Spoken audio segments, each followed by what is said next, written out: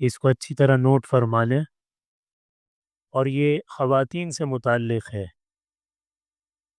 تو عورتوں کا دین مردوں کے ذمے ہے، ان کے دین کی فکر کرنا۔ تو جو مسئلہ مجھے آج بیان کرنا ہے وہ سب اپنے گھر میں جا کر اس مسئلے کا مذاکرہ کریں گے، اور اپنی بیویوں کو اس کی تاکید کریں گے، پیار محبت سے ان کو سمجھائیں گے۔ وہ مسئلہ یہ ہے کہ خواتین کے لیے اللہ کی طرف سے یہ بات ہے کہ ہر مہینے کچھ دن ان کے ناپاکی کے ہوتے ہیں، اس میں وہ نماز روزہ نہیں کر سکتی۔ اب مسئلہ یہ ہے کہ جو بچے ہوتے ہیں وہ تو من کے سچے ہوتے ہیں، صاف، بالکل کوڑا کپڑا جیسا ہوتا ہے، ان کا دل اور دماغ بالکل صاف ہوتا ہے۔ اب جو چھوٹے بچے ہوتے ہیں وہ اپنی ماں کو دیکھتے ہیں، اب ماں یہ کہہ رہی ہے بھائی مجھے تو نماز نہیں پڑھنی، اب بچے دیکھ رہے ہیں کہ امی تو نماز نہیں پڑھ، ان کو کیا پتہ کیا مسئلہ ہے۔ تو اس کا طریقہ یہ ہے کہ پانچوں نمازوں میں وہ وضو تو نہیں کر سکتی، وضو کا فائدہ بھی نہیں ہے، وضو کریں تو اپنا ہاتھ منہ وغیرہ دھو لیں، اور جائے نماز بچھا کے جائے نماز پہ بیٹھیں۔ اب یہ کیا ہے، یہ اپنے اوپر جبر کرنا پڑے گا نا بچوں کی تربیت کے لیے۔ اب ماں صبح فجر میں سو رہی ہے، اس نے کہا مجھے تو نماز ہی نہیں پڑھنی، میری تو چھٹی ہے، تو بچوں کو یہ بات کہ کون سمجھائے گا؟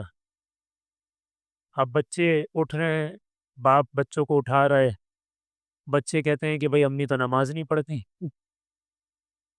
تو اس لیے ماں کی یہ ذمہ داری ہے کہ وہ اسی طرح حسب معمول اٹھے، اور بچوں سے پہلے اٹھے، جائے نماز بچھا کے بیٹھ جائے، اور پھر بچوں کو بھی اٹھائے۔ بچوں کو پتہ ہی نہیں ہوگا، وہ کہیں گے امی نے تو نماز پڑھ لی، جائے نماز پہ تھی جب ہمیں اٹھا رہی تھی۔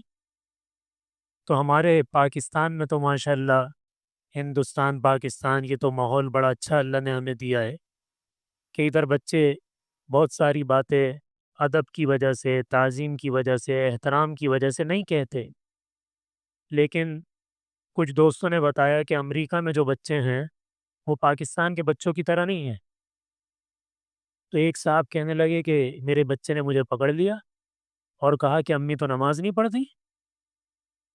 ہمارے بچے تو ماشاءاللہ وہ تو احترام، تعظیم، ادب دل میں رکھیں گے، بولیں گے نہیں، لیکن وہ تو بول دیتے ہیں، جو باتیں بولیں گے۔ وہاں تو یہ چیزیں نہیں سکھائی جاتی نا، ادب کیا ہوتا ہے، تعظیم کیا ہے، احترام کیا ہے، وہ تو ان چیزوں کو جانتے ہی نہیں ہیں۔ 18 سال ہو گئے، وہ کہتے ہیں مادر پدر آزاد، بس ماں باپ کو اولڈ ہوم میں جمع کرا دو، یہی ان کا کام ہے، بس اب اپنی عیاشی کرو۔ وہاں تو یہ چیزیں نہیں سکھائی جاتی، تو وہ تو بول دیتے ہیں۔ تو اس لیے یہ بڑا اہم مسئلہ ہے۔ تو ناپاکی تو اللہ کی طرف سے ٹھیک ہے، نماز پڑھنے کی اجازت نہیں ہے، قرآن پڑھنے کی اجازت نہیں ہے، لیکن ذکر منع نہیں ہے، پورا دن ذکر کریں، دعا مانگنا منع نہیں ہے، صرف قرآن پڑھنا منع ہے، روزہ رکھنا منع ہے، نماز پڑھنا منع ہے، یہ 3 چیزیں منع ہے نا۔